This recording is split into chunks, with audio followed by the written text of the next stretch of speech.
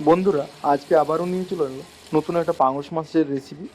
তো বন্ধুরা প্রথম থেকে ভিডিওটা শেষ পর্যন্ত দেখতে থাকুন, আশা করি আপনাদের ভালো লাগবে। এখানে দেখুন কিছু মশলা বানিয়ে নিয়েছি, একটা পেঁয়াজ কুটে নিয়েছি, আর এই আদা রসুনগুলোকে আমি কুটে নিচ্ছি।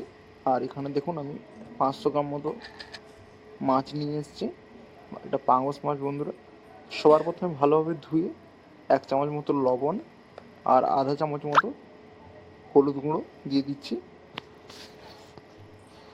এরপর মাছটাকে এপিট ওপিট করে খুব ভাবে এটাকে আমি মাখিয়ে নেব।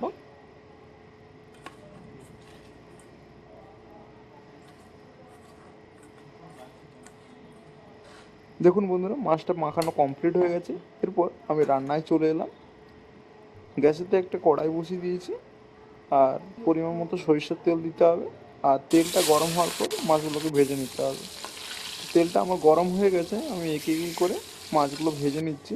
আমার কড়াইটা খুবই ছোট, তাই আমি একটা একটা ভাবে মাছটা ভাজছি। আর এখানে দেখুন বন্ধুরা আমি ঝোলের জন্য টমেটো কুটছি, আর এখানে অর্ধেকটা লেবু কেটে নিলাম।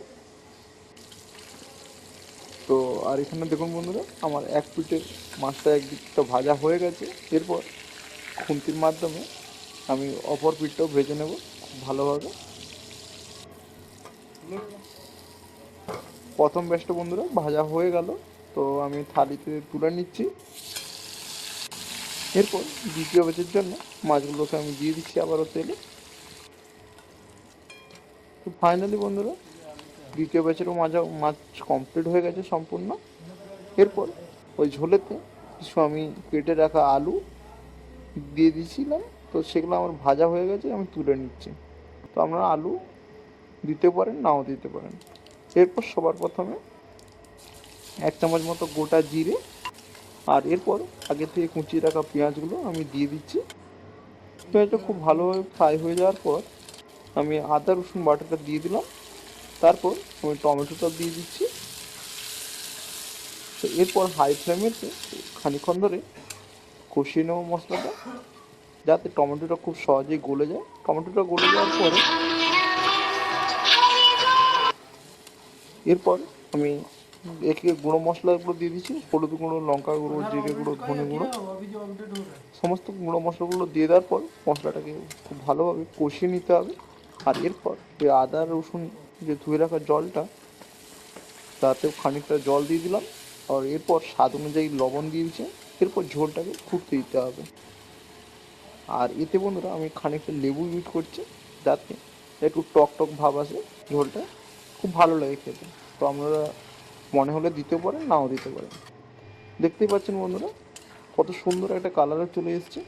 এরপর আমি এখানে খানিকটা গরম মশলার পরিবর্তে আমি এখানে চিকেন মশলা দিচ্ছি, আর আমরা যে ফিশ কারি মশলা থাকে তো সেটাও ব্যবহার করতে পারেন। তো আবার বন্ধুরা খুব ভালোভাবে করে কষিয়ে নেওয়ার পর আমি আলু দিয়ে দিচ্ছি। আলুগুলো দেওয়ার পর আবারও খুব ভালোভাবে করে 5 থেকে 7 মিনিট ধরে বন্ধুরা কষিয়ে নিয়েছি। দেখতে পাচ্ছেন তেল ছেড়ে দিয়েছে। এই মুহূর্তে আমি ফ্রাই করে রাখা মাছগুলোকে এর মধ্যে দিয়ে দিচ্ছি। তো মাছগুলো দেওয়ার পরে বন্ধুরা আমি এভাবে কষিয়ে নিচ্ছি। তো খানিকক্ষণ একটু নাড়াচাড়া করে নিয়েছিলাম, তো তারপর পরিমাণ মতো জল দিয়েছি। তো এই হয়ে গেল মাছের ঝোল। এরপর আমি এটাকে 10 মিনিট মতো আমি ফুটিয়ে নেব। তো বন্ধুরা 10 মিনিট পরে ফিরে এলাম, দেখতেই পাচ্ছেন ফুটে উঠেছে। আর মাছগুলোর মধ্যে যে ঢেকে রেখেছিলাম এর মধ্যেও ঝোলের টেস্টটা খুব ভালোভাবে ঢুকে গেছে। ফাইনালি বন্ধুরা আমার রান্না তো হয়ে গেল। তো এরপর আমি গ্যাসের ফ্লেমটাকে অফ করে দেবো। আর আমি এর সাথে সাথে বন্ধুরা উপর থেকে কিছু ধনেপাতা ছড়িয়ে দিচ্ছি, যাতে খুব ভালো লাগে। তো যারা ধনেপাতা পছন্দ করেন তো আপনারা দিতে পারেন। আর আমি এবার একটু খেয়ে দেখাচ্ছি।